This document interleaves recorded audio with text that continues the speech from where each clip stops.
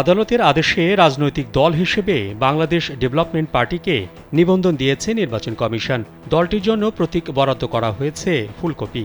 ইসির সিনিয়র সচিব আক্তার আহমেদ স্বাক্ষরিত প্রজ্ঞাপনে এ তথ্য জানা গেছে। প্রজ্ঞাপনে বলা হয়, বাংলাদেশ সুপ্রিম কোর্টের হাইকোর্ট বিভাগের গত 12 ডিসেম্বরের রায় ও আদেশের পরিপ্রেক্ষিতে গণপ্রতিনিধিত্ব আদেশের বিধান অনুযায়ী বাংলাদেশ ডেভেলপমেন্ট পার্টিকে পুনরাদেশ না দেয়া পর্যন্ত বাংলাদেশ নির্বাচন কমিশন রাজনৈতিক দল হিসেবে নিবন্ধন করেছে। দলটির প্রতীক সংরক্ষণ করা হয়েছে ফুলকপি। নিবন্ধন নম্বর 54। এর আগে 2022 সালে 26 অক্টোবর রাজনৈতিক দল হিসেবে নির্বাচন কমিশনে নিবন্ধনের জন্য আবেদন করে বাংলাদেশ ডেভেলপমেন্ট পার্টি, কিন্তু 10 এপ্রিল 2023 সালে নির্বাচন কমিশন তাদের আবেদন নামঞ্জুর করে।